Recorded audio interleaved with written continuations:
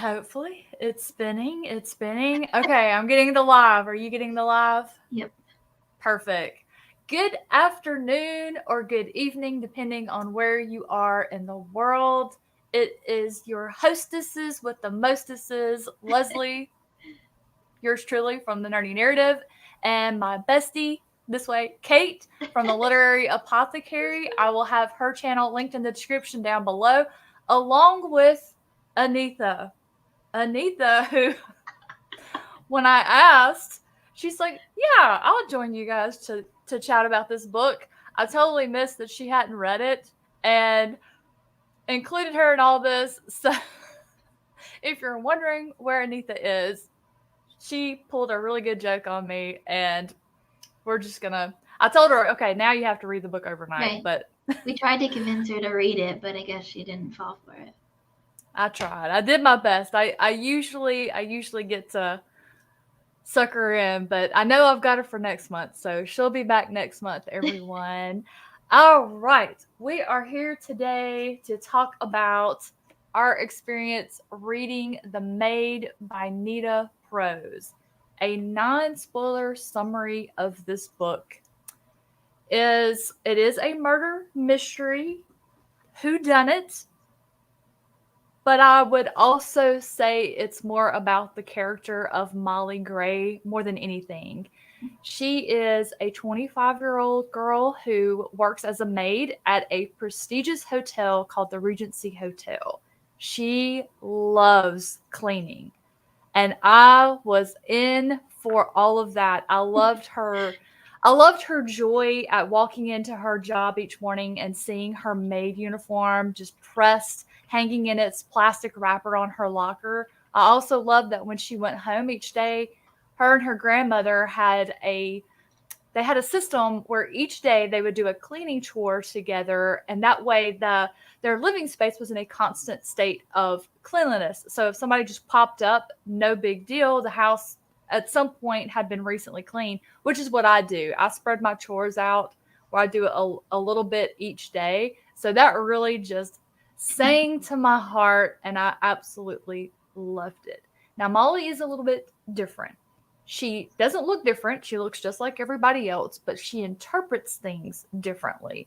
She doesn't realize that someone might be smiling at her sarcastically or in derision.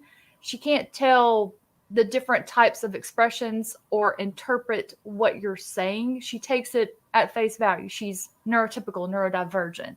I absolutely loved being in her shoes, seeing the world from her point of view.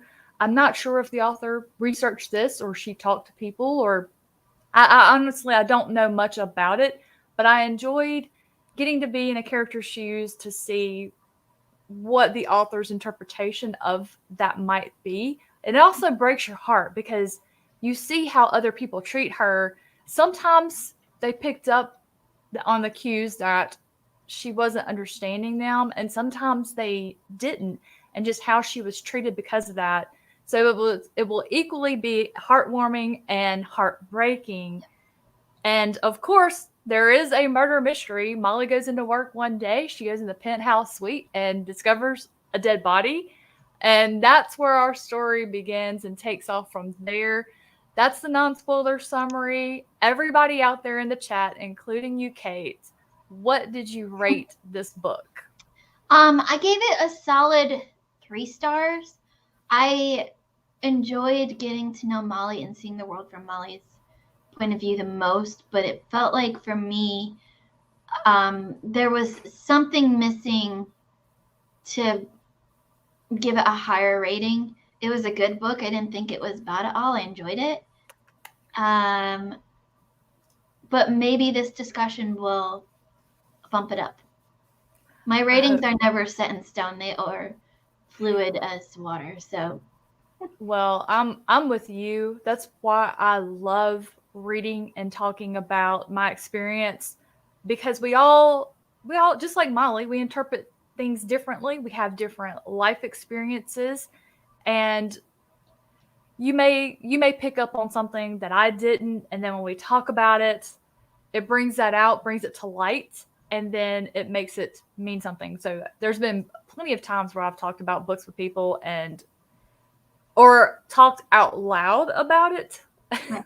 here on these live streams, and I've decided, okay, wait a minute, maybe I like that book a little more than I thought I did, because all of a sudden here's all this stuff coming out about it. Absolutely. So, and my ratings often come like right after I finished a book, kind of reaction ratings.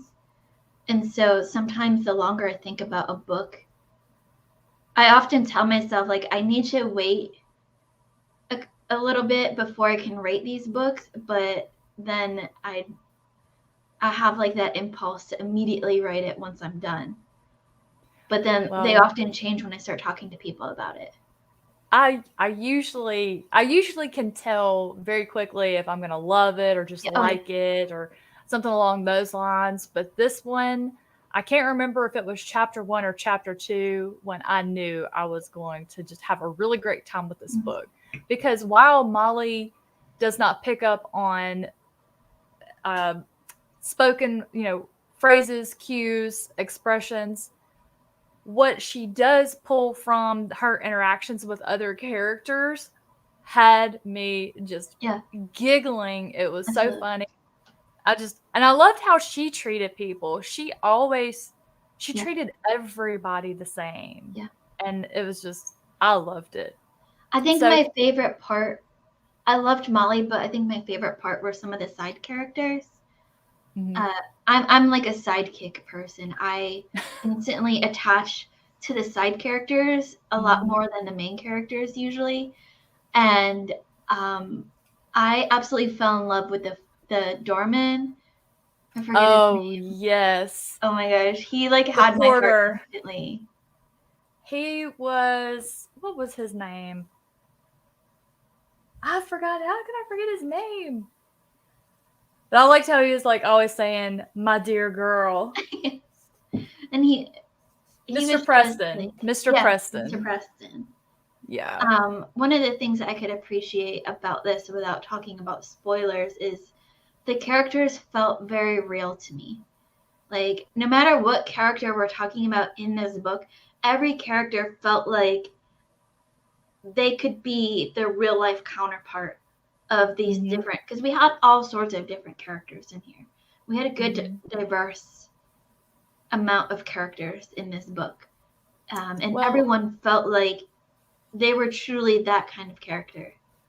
And another thing that I liked was, and I don't know if this was the author's intent or not, but the pride that the people, the ones that do all what you would call grunt work, the maids, the hotel staff, the kitchen staff, how these people took pride in their work. They loved what they did. And there's a lot of people that would be like, you're a maid and you like it. I thought that was, because you can find happiness in everything. You have to want to. And I just love how, because that's something my dad taught me when I was growing up. Yeah. He's like, if you get a job as a janitor, you be the best janitor ever. You give it 110% every day. No matter what it is you do, you give it everything you have and you take pride in what you do. And so that just really spoke to me as well. And I just love this book. I think I read it in 2 days. It was a quick read. Yeah, I loved it. It really did. It really did. I would love to go visit this hotel too. Well, if anybody is in the chat that just so happens to have not read The Maid yet, you just popped in to see what we all thought about it. We all, from what I can see, we all had a really great positive experience with this novel. I would definitely recommend it. If you're kind of on the fence about it, just grab it from your library. I loved the audiobook. I thought the narrator did a great job. Her name escapes me. For some reason, I want to say Lauren something, but that may be wrong. I'll have it linked down in the description below, but I would definitely say give this one a shot. It's one that I'm glad that I purchased the physical copy. I will revisit this book just because I loved the characters, but most especially I loved Molly. So now what we're going to do is we're going to sneak over into the spoiler chat. We're going to be talking all about our favorite things, what we love, maybe what didn't work for us, maybe something we think could have been tweaked, worked on a little bit to make it just a little bit better. So we'll make sure that everyone's had a chance to click off, because I would hate to spoil anything. But we could probably go ahead. We've already talked about a little bit about characters, and a thing, something that goes alongside of characters are the character relationships.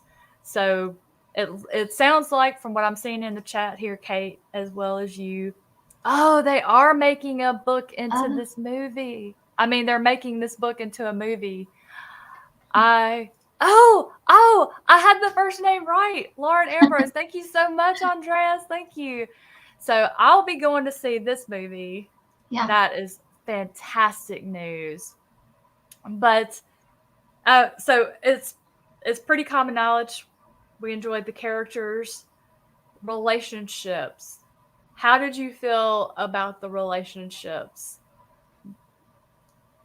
I felt like they were, just like the characters, they were, because we saw it through Molly's point of view, they were completely honest. Like, it was kind of like we saw the relationships from both sides, because we saw them, from the narration, the bird's eye point of view, and you could see kind of where different characters might have been taking advantage of Molly.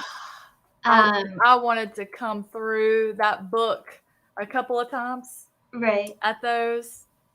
But we also saw it from Molly's point of view, so you really wanted to believe the best in the different characters that we came across. Even though you could see certain things coming into play, at least for me, I was like, I see that this is being hinted at, but I really hope it's not true. Oh, man. Andreas brings up a good one here. Gran really comes alive, and it's only through Molly's recollections. Let me just tell you how many times tears came to my eyes reading about Molly's Gran and all of the things, because Gran was so important to her. Gran chose to love Molly, to raise Molly, and take care of her when Molly's mother stepped out and did whatever she did with her life. And it was just that would be the kind of I was born very late in my parents' lives, and my grandparents were gone. So when I read a book like this, it really just makes me long. I wish I could have had that kind of relationship with a grandparent. Well, Molly's relationship with her grandmother was so special to me, because it reminded me of the relationship that I had with my grandpa growing up. He was my best friend. And then when I was a junior in high school, he was diagnosed with cancer, and every day after school, I went to his house, because he lived only 2 houses down from us on the street. And I took care of him, and I learned all of the hospice. When he came home on hospice, I learned all of the hospice tasks that the nurses did. Well, do not ever read Leota's Garden by Francine Rivers. I don't think you would make it. I don't think you would make it. Okay. And Amanda is talking about the guys in Molly's life, and again, I knew Rodney was a snake from the beginning. Yeah. And I'm just, it's the other one that ripped her off. Was it Winston? Started with a W. Warren or Winston? Oh yeah, the guy, the boyfriend that stole the Fabergé. It's you have to appreciate that there is, while you're probably thinking Molly seems like a simple character, she did have some complexity to her. She she understood what happened when the boyfriend stole her ATM card and stole all of her money from the nest egg. She was embarrassed and she was ashamed of what happened. And she hid that from her grandmother because she didn't want her grandmother to have to deal with that. And, and then I have to also be a little bit mad at Molly's grandmother for the position that she placed her in. Right. Because I never saw that coming.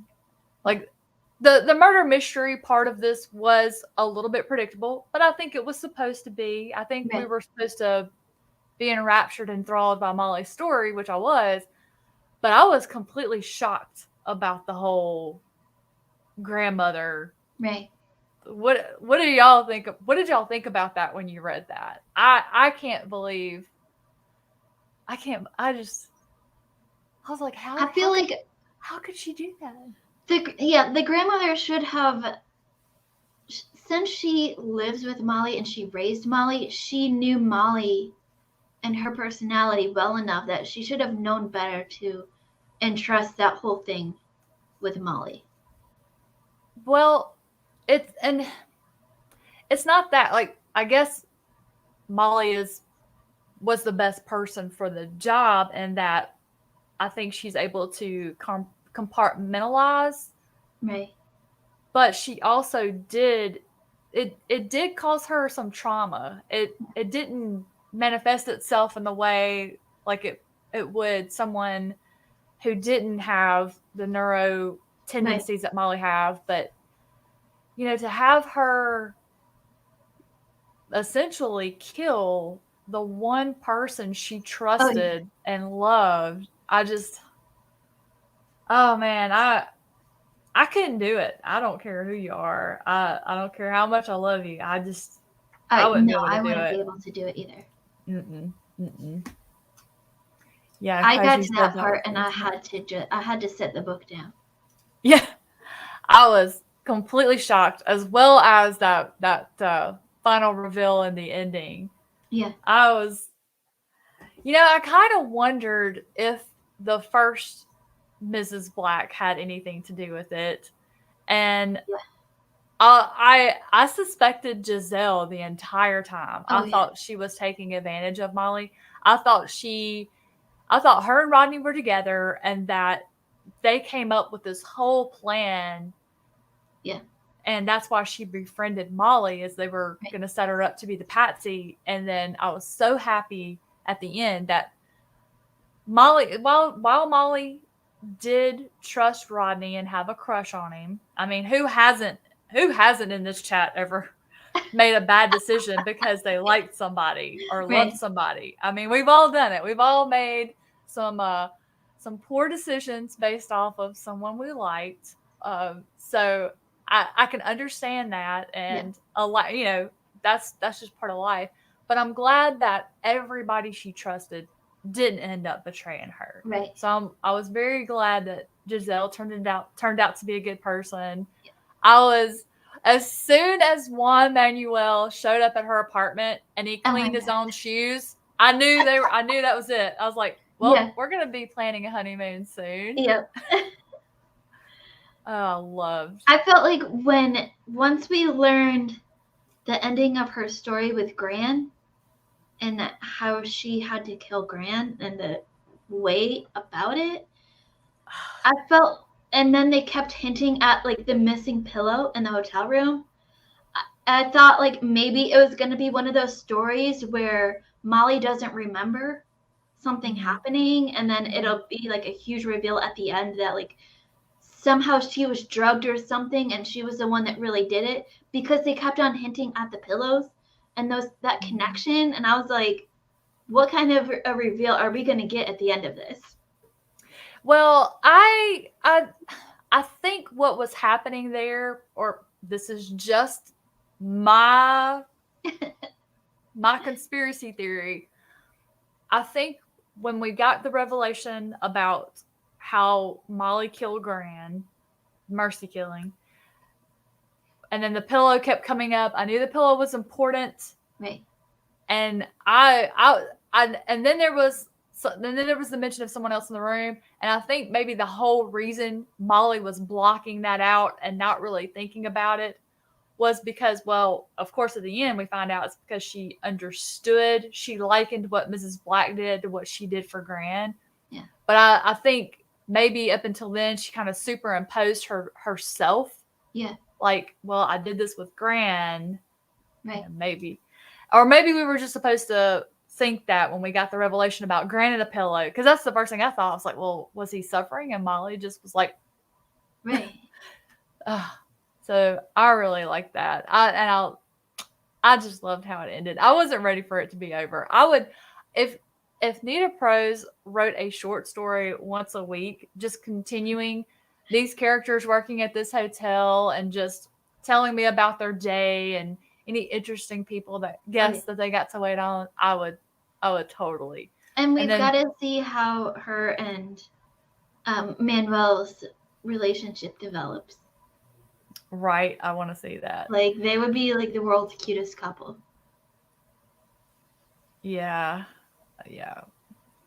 So, and talking about the hotel, that is our setting for the majority of this book. We're between the hotel and Molly's apartment.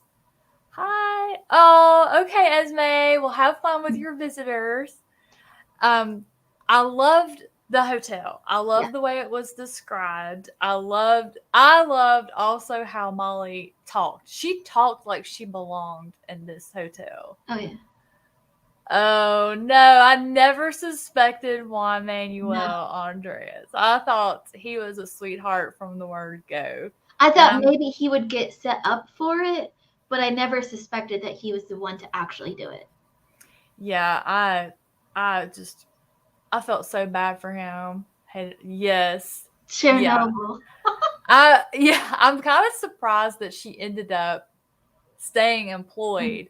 I would think when she got put under Molly, she would have been like, you know what, it's time for me to move on.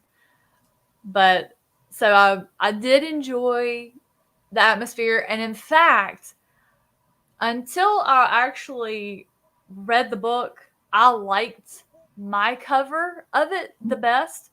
But once I read about this hotel, I ended up liking the UK version the best. Mm-hmm. Ours doesn't have the pretty end pages either. Oh, right.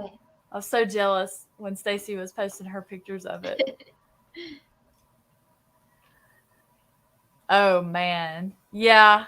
That I had to wonder if maybe Cheryl got caught stealing her tips. And you know what? Since we're talking about who always suspected, did anybody else suspect the Chins for a hot minute?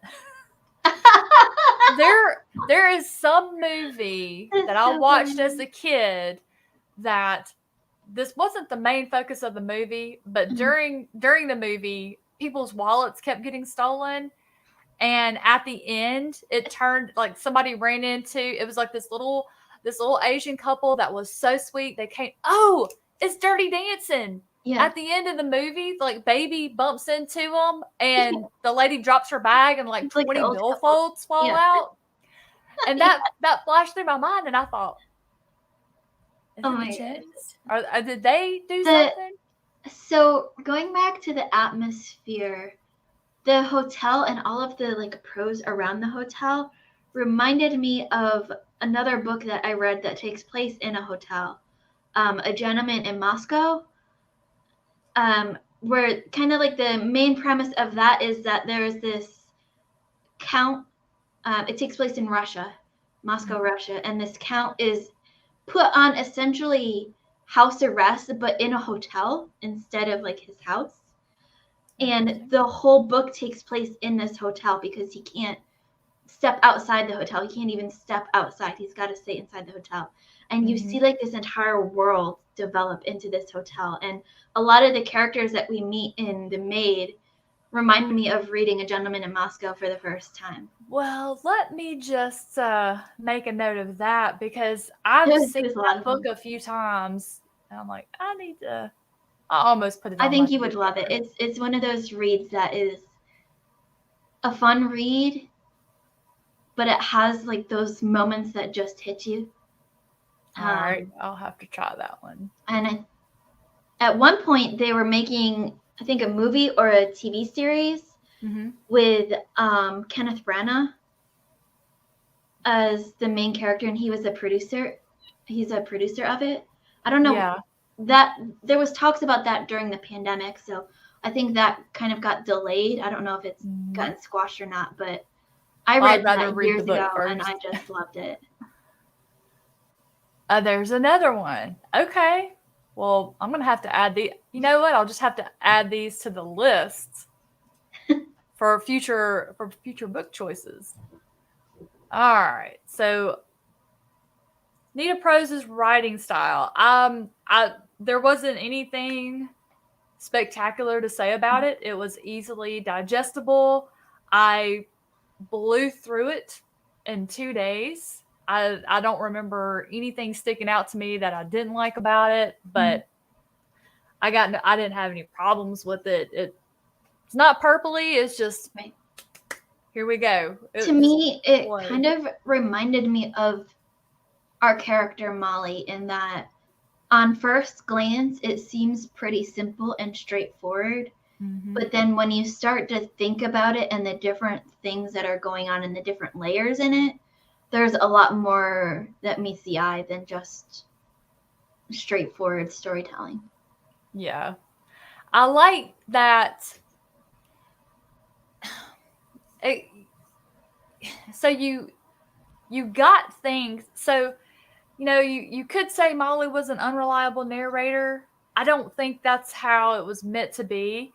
Right. We got things as she thought about them. Like, if she didn't think it was important, she didn't, we were revealed things as it became important to Molly to think about. Because a lot of times she mentioned throughout the story, if something was upsetting her, her grandmother taught her to just a little technique for just clearing her mind, doing a cleaning chore and just flushing that negativity away.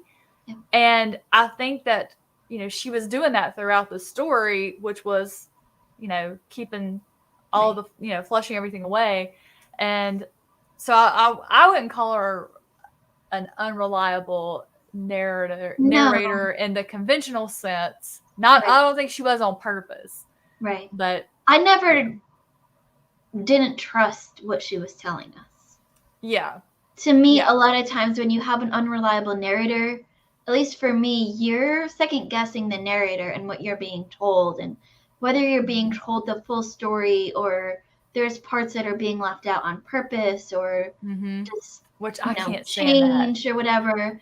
I never second guessed Molly at all. Yeah. I don't mind not trusting a narrator, but I can't stand when stuff is on purpose left out. Yeah.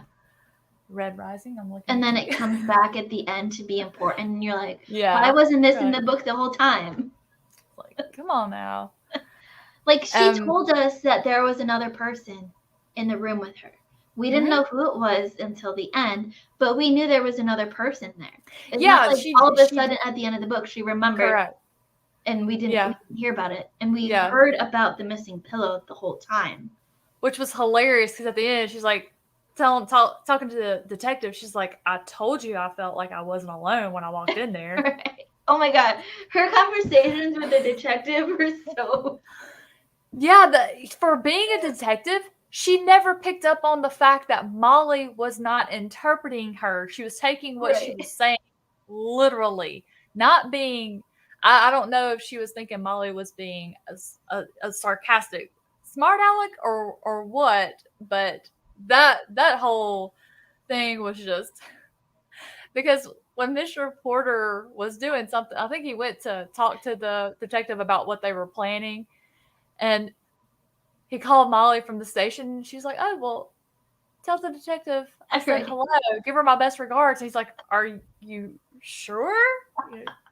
She's like, yeah. I'm like, oh man. So and she's like, I told you there should have been 4 pillows there. I've been saying that this whole time. Oh yes. I loved everything about Juan Manuel. Yes. I love that he talked to his family on FaceTime. I loved how he was close with his family, and he's just you cannot not love Juan Manuel. He was I a just cinnamon wanted, roll. yeah, and just perfect for Molly. So this is the Wine and Crime Book Club. We read this book because there was murder involved, and that's what we're looking for. We're looking for a thrilling story, a whodunit. See if we can solve it. I'm pretty sure everybody here figured out very quickly who the bad guy was. Maybe not the whole reasoning behind it. I never did figure out that part, actually. Now, again, like I've said a couple of times, I don't think the murder mystery was what the author was. I think they were going for just, hey, here is a point of view from a person who sees the world differently. And if they were to find themselves in this situation, here's how they can be taken advantage of. And here's how to recognize that if someone is looking at you with a straight face and responding the way that Molly did, maybe you should also be picking up on those clues that I need to treat this person differently, or communicate in a way that it's clear what my intentions are. So intrigue wasn't the overwhelming element it of was this there. one. I was intrigued by a lot of different parts of this story. I think, like you said, the murder mystery wasn't the main part of the story. It was kind of Nita Prose's way of telling Molly's story. And, I don't see any other way of telling a story like that besides a murder mystery. Mm-hmm. And it also puts a unique spin on, your classic murder mystery. Mm-hmm. But I feel like there was plenty of intrigue, I think, in a different sense than what we normally look for. But I think it was more along the lines of, oh, how is Molly going to get out of this? Right. Like when she found Mr. Black's wedding ring and she decided to pawn it to pay her rent. Yes. I knew. I was like, oh, this is going to be so bad. And when she went and got Giselle's gun, I'm like, oh my gosh. Oh man. But oh she my was, god, I was like, no, Molly, no, I knew she was gonna get caught. Yeah. I mean, but she was so clever. She's like, well, what would Columbo do? Oh, I'm gonna put it in my vacuum cleaner, hide it in plain sight. That was so cute. Her and her grandmother watching Columbo together. And then she was completely shocked when the detective found it in the vacuum. She's like, you opened the vacuum? Yeah, she's like, why would you look in there? Like, she didn't think anyone would ever find it. I mean, I was so impressed. I knew she was going to get caught. I mean, at that point, she's just telling, I mean, I'm like going, Molly, quit telling Rodney everything. Oh my God. But of course, the author fooled me. I thought, well, maybe I was second guessing myself. Maybe he wasn't involved in Mr. Black's murder. We knew he was in, doing the drug thing. And I thought maybe he's just making sure the investigation doesn't accidentally cross over into, there's drugs in the hotel. Right. And so I'm like, oh dear. But yeah, that was so funny. Overall enjoyment. Definitely. I love this one.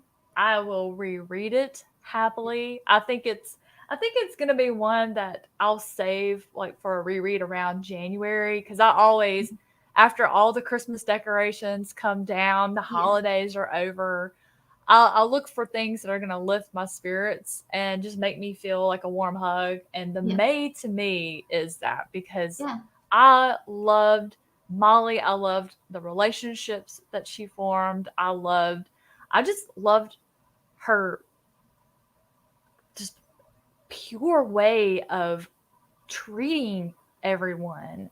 I loved that she loved cleaning. I loved that when she got the job at the end, how efficient she was and how the other maids were happy to work with her and just Yes. how they were just like getting organized. So good. The things you can hide in the vacuum cleaner. Oh my goodness. I think you helped bump this up to a 4-star for me. Yes. Yeah, this was a fantastic first book. Whatever Definitely. she comes out with next, I am all in for that one. Yeah, I was really shocked by how much went on in just so Such a few short book. pages. Yeah. And it didn't feel like there was too much happening at once. No. It didn't feel just overinflated at any time. It just things got introduced in the natural progression of what was happening in to Molly at any given point in the story. So Right. it just flowed It's so kind well. of just like Molly's effectiveness.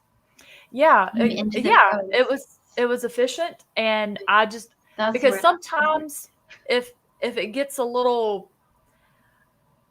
sometimes there's a bit of a disconnect when an author is maybe introducing something new or trying to, and I'll hit that spot and then I'm like I need to take a break from this and set it down and go do something and come back.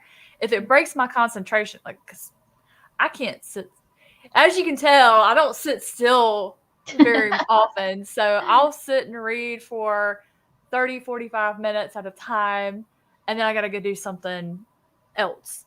I mean, I'll take my audiobook with me at that point. But if I ever get to a point where I have a little bit of a disconnect or it feels clunky in what's happening, it breaks my concentration, and then I'm likely to set it down and read something else or go do whatever. Yeah.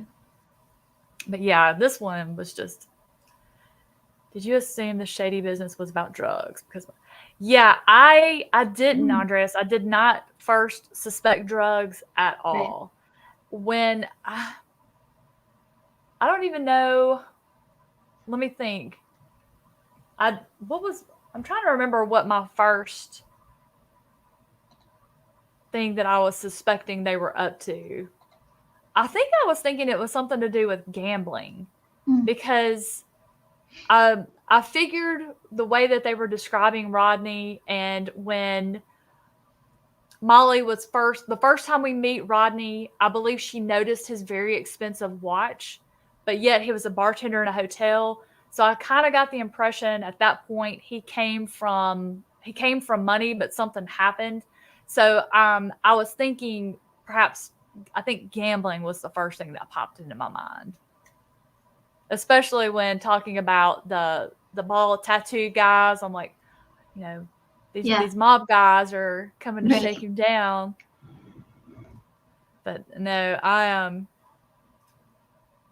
it was interesting how many people underestimated Molly. That yeah, she really did. And I loved that her trust and the ones like Mr. Porter and Charlotte never wavered.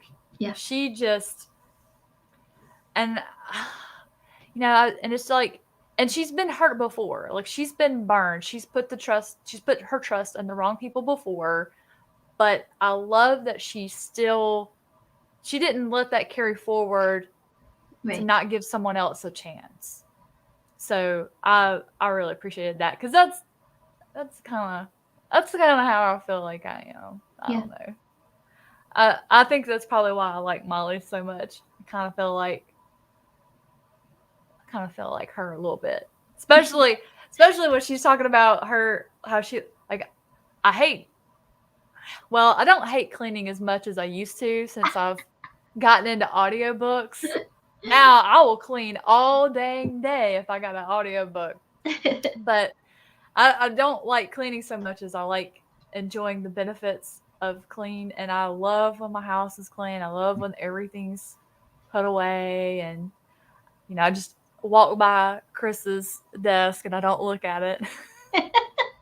I'm like, that's your space to be messy. Just don't do it in the rest of my house. But this one was, this one was a hit for me. Now, compared to some of our other choices, it's not my favorite thriller. of the ones we've read, but it is definitely, as far as, since I'm a character driven reader, as far as character enjoyment, it's definitely my favorite, because I feel out of all the thrillers that we've read, this was our most lovable, developed main character. For the most part, we're getting the unreliable narrators and not getting the full story, so that we can have the big murder mysteries or the supernatural things happening. But this one's in my heart, I think. And I'll whatever else Nita Prose decides she's gonna put out there, I will be getting that one for sure. One of my highlights. No, yeah, yeah. Just about every interaction with the detective and Molly had me laughing. Hilarious. Yeah, that was very surprising, Amanda. I guess she figured it out before we did. Well, of course she did, because she knew at that point, she understood what was going on with Mrs. Black. And so she knew that Giselle wasn't. And then, no. I only like cleaning my space. I can go to anybody else's house. It doesn't matter how messy I am. I'm not one of those people that I like start cleaning your stuff. I can sit there and be not bothered by it. My OCD stops with my living space. But, well, guys, I think that is all I had to say about The Maid by Nita Prose. Kate, do you have any closing thoughts you want to share? No, I think that was it. Well, everybody, thank you so much for joining us to chat about this book. I'm glad we all had a really great time with it. At the end of the year, I'm probably going to have to have us all rank our books in order of what we love and work our list down. So that might be a fun thing we can do maybe in January. So when all the books we've read together over the year, we can meet and be like, okay, here's our rankings of our books that we had this year. Well, we are going to be reading, if you've been seeing the little ticker on the bottom, we're going to be reading The Echo Wife by Sarah Gailey for October. A little skinny one. We should fly through it. A lot of us watch Angela over at Literature Science Alliance, and she loves this book. I have been watching her rave about it several times in her videos on her channel this year, so I can't wait to read this one, and then I can gush with her about it. We all can. So if you would like to join us, once this goes up on YouTube, it'll populate the description box. The Discord will be down there. We chat about it in Discord as we're reading it. It's a read at your own pace, so no rush. Just fit it in if and when you can. Thank you all so much for joining us, and we're going to sign off. Oh, you're welcome, Andreas and Kaiji. I'm so glad everybody got to come and hang out with us. But y'all have a great rest of your afternoon. Kate and I will catch you in the next one, and we're going to wrangle Anita back in here as well. Bless her heart. Y'all take care. We'll see you next time. That was